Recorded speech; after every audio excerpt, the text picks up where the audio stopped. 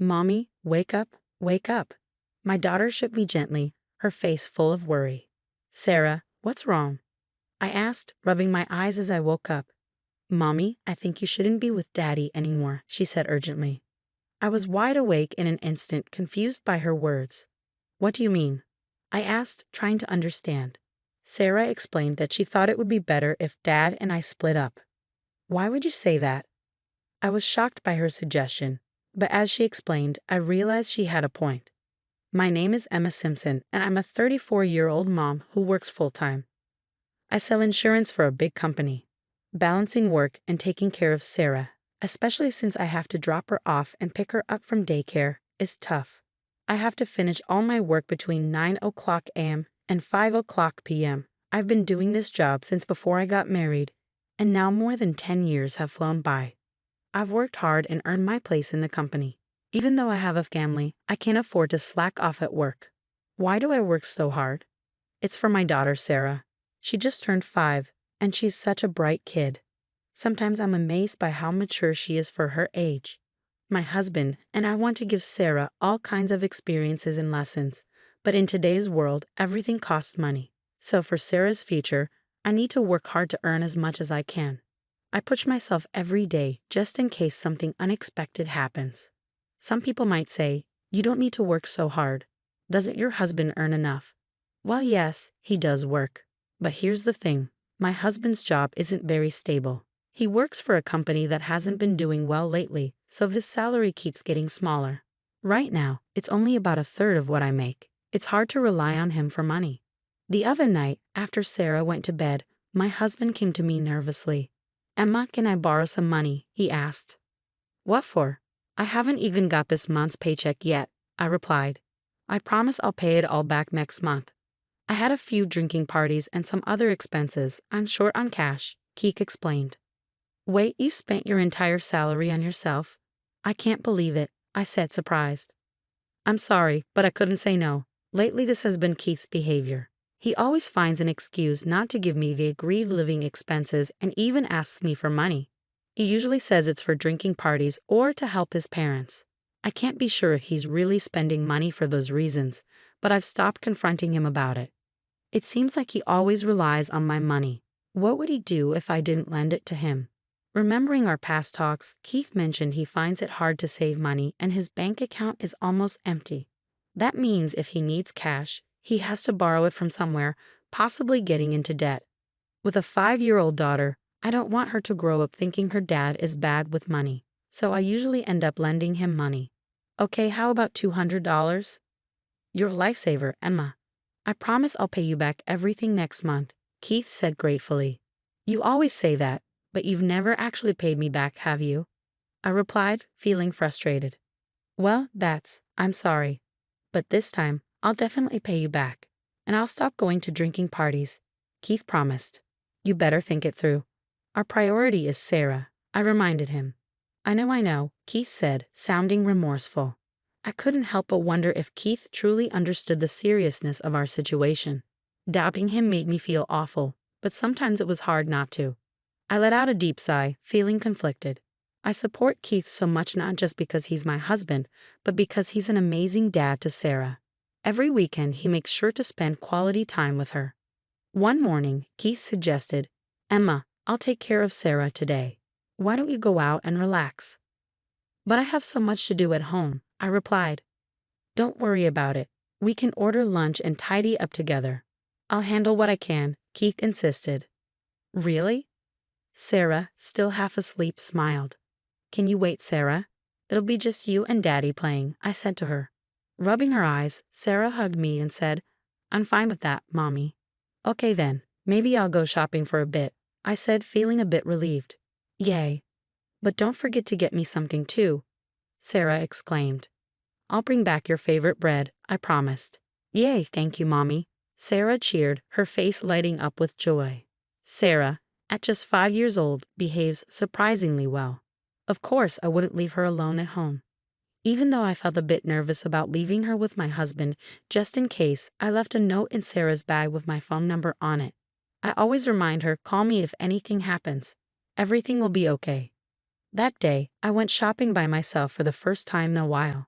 But even after browsing the department store, I couldn't find anything I really wanted. So instead of buying something for myself, I picked out some clothes I thought Sarah would like and got her favorite chocolate croissant. I'm home, I announced as I opened the door. Sarah came running to me with a big smile. Mommy, welcome back. How was shopping? Did you have fun? I'm back, Sarah. It was nice to have some time to myself. Here's the surprise I got for you, I said, handing her the treats. Wow, a chocolate croissant, and new clothes too. Can we have the croissant tomorrow morning?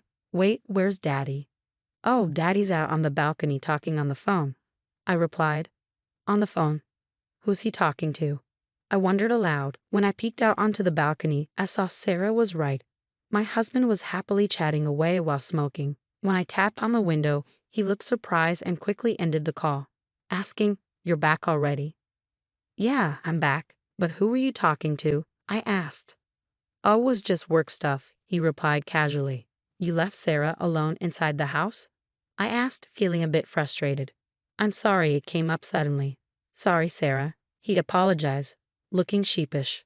Sarah looked disappointed and said, Mommy, did you know? Daddy said he'd play with me, but he was on the phone a lot today. Really? Yeah, you're right. He promised we'd read a book together. I confirmed, feeling a bit let down. When I looked at my husband, he seemed regretful. That night, we had dinner together as usual, and I bathed Sarah. Because I felt bad for leaving her alone during the day, I tried to spend extra time with her. After Sarah fell asleep, I had a serious talk with my husband. Keith, are you really that busy? It feels like you're always on work calls, even on weekends. Yeah, the workload has been crazy, and I've had to do a lot of overtime. So when I've been coming home late lately, it's because of work, not going out drinking. Okay, it's because of work, but when you're on the phone, can you make sure to spend time with Sarah too? Work is important, but so is our family, I reminded him. Okay, but Sarah looked really lonely. From now on, when I go out, I'll take Sarah with me. And if you're going to be busy with work, just let me know in advance, Keith promised. Got it. I'm going to bed now, Keith said, bidding good night before heading to the bedroom with his phone. For the past 6 months, Sarah and I had been sleeping in the same bed more often, while Keith slept alone in the bedroom. Although I enjoyed sleeping next to Sarah, I couldn't deny that our time together as a couple had decreased. Keith didn't seem bothered by it, but as a woman, I sometimes felt a twinge of loneliness. Then, one night, Mommy, wake up. Sarah's sudden voice jolted me awake. I glanced at the clock. It was 2 a.m. in the quiet darkness. Keith must be asleep in the other room. I sat up and asked Sarah what was wrong. Mommy, I have a request, Sarah said seriously. A request? What is it? I want you to break up with Daddy. What? Sarah's words snapped me out of my drowsiness instantly. What did you just say? Mommy, I want you to break up with Daddy. Sarah had indeed said those words. Trying to mask my shock, I looked into her eyes. Why would you say something like that? Because, Mommy, if things stay like this, you're in danger. Danger? What do you mean? I'm okay. But Dad, he wants to hurt you. What happened, Sarah? I asked, my heart pounding in my chest. Tears streamed down Sarah's face as she cried, but she seemed to calm down a bit when I gently stroked her back. Earlier, when I got up to use the bathroom, I heard Dad talking on the phone in his room. Really? What was he talking about? I asked, feeling a mix of worry and confusion. He said it would be good if something happened to you, Emma, so we could get the insurance money. What's insurance money? I asked, though deep down, I already knew. They were talking about hurting me on purpose. Why, Keith? Why would he say that? Also, Daddy said, I love you on the phone, but not to you. It was to someone else, Sarah added. Don't worry, Sarah. I'll make sure everything's okay. I reassured her, though tears were welling up in my eyes again. My daughter, so young yet so perceptive. She must have sensed something was wrong. Children are often very aware of their parents' feelings and actions, even at a young age. Despite her tender years, Sarah must be worried about my safety. At that moment, tears of gratitude and anger mixed in my eyes. Gratitude towards Sarah for her bravery and concern, and anger and sadness towards Keith for his actions. My little girl trying so hard to protect me. Now that she's spoken up, it's time for me to take action too. I have to do something about this situation myself. Looking at Sarah, I began to speak slowly. Sarah, I need to talk about something very important. Can you listen carefully? I'm listening, Mommy. And if what you said earlier is true, then you can't stay with Daddy anymore, right? That's right. I'm considering leaving this house. What do you think, Sarah? Sarah paused for a moment, thinking deeply, but then she looked at me with determination and replied, I want to stay with you, Mommy. Are you sure about leaving? Yes, I'm sure. I can't be without you. Thank you, Sarah. Let's go. Okay. I instructed her to quietly and quickly gather her things. Sarah began to pack her backpack, being careful not to make any noise to alert her father. I hadn't realized how mature and responsible she had become. Touched by her growth, I too prepared to leave, leaving my wedding ring on the living room table. Together, we left the house. It was still dark outside when we arrived at my parents' house and rang the doorbell at 5:00 a.m. My mother, looking sleepy, answered the door. Emma and Sarah, too. What brings you here so early? I'm sorry for dropping in like this, Mom. Can we stay here for a while? Of course, dear. But what's going on? There's something you need to talk about. After my mother showed me to the living room, she put Sarah to bed in the adjacent room. Sarah looked exhausted and quickly drifted off to sleep. A comforting cup of tea sat on the table in front of me, courtesy of my mother. Taking a sip, I gathered my thoughts and began to speak. It seems Keith is planning something involving me, possibly an accident. I said, the words heavy on my tongue. My parents were stunned into silence. My father, trying to maintain his composure, asked, What do you mean? Why would Keith do such a thing? Sarah overheard Keith talking on the phone. He told the person he loved her. I suspect he's having an affair. That's unbelievable. An affair? But Sarah only heard the call. How can you be sure? My father's disbelief was evident in his tone. I brought Keith's tablet. If we look into it, things might become clearer, I said, pulling out the tablet from my bag. Since Keith wasn't likely using his phone to communicate with his lover, he must have been using this tablet instead. When I opened it, I found that it wasn't locked. As I cautiously scrolled through the screen, my suspicions were confirmed when I opened the email app. There were numerous exchanges with a woman I didn't recognize. This, my mother pointed at the screen, appears to be a detailed plan to cause an accident involving you. I quickly snapped photos of the emails as solid evidence and printed out the conversation for future reference. Just then, my cell phone rang from inside my bag.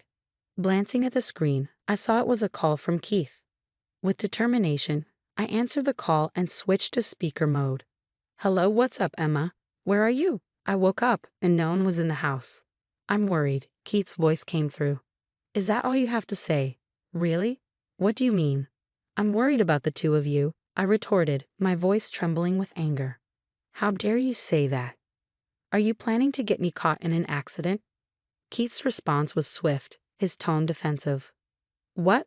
Why would you say that? Keith's voice over the phone sounded shaken. He must have been shocked to realize that I knew about the secret plan he had been hiding. He probably used to call his mistress while I was asleep. Now that he knew I was aware of everything, he must be completely confused.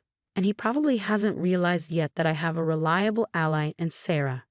I heard it from Sarah. You planned to cause an accident so you could get insurance money, Sarah interjected. That's not true, it can't be, Keith denied vehemently. And what can't be true? Sarah told me about your conversations with your mistress. I know about your plan to harm me and claim the insurance money, I said firmly. Why would she say that? Keith's protest sounded feeble, confirming my suspicions about both the affair and the accident plan. Ah, Keith seemed at a loss for words, inadvertently admitting the truth. His guilt was undeniable. I never thought you could stoop so low. I'll raise Sarah properly. Why don't you go live happily with your mistress? I never want anything to do with someone like you again. Remember this. I'll never forgive this betrayal. I couldn't help but raise my voice in anger as I spoke to Keith. Without waiting for his response, I hung up the phone. It seems I woke up my daughter with my raised voice, I said, noticing Sarah standing in the doorway. Mommy, are you okay? Sarah asked, her voice filled with concern. Sorry, Sarah. Did I wake you up? I asked, feeling guilty. No, don't worry about it. What happened with Daddy? Sarah's concern was evident in her voice. It's okay now. You don't have to worry anymore, I reassured her. Really? Are we safe? Can we always be together? Sarah's eyes were filled with hope. I nodded and smiled at my daughter's bright eyes. Then I hugged Sarah tightly, comforting her. Soon after, I made the decision to divorce Keith. Through my lawyer, I successfully claimed a significant amount in child support. Although Keith's actions could have warranted police intervention, I didn't want to cause any more disruption for Sarah's sake. I completely cut ties with Keith and left the legal matters to my lawyer. I later heard that Keith was abandoned by both his parents and his mistress shortly afterward. Now he struggles to pay child support and settle property division. On the other hand, Sarah and I started a new life in a new house. Sarah adjusted well to her new nursery school and seemed to enjoy every day. While there may be challenges ahead for us, I believe that with Sarah by my side, we can overcome anything. She is my absolute partner, and together we can face whatever comes our way.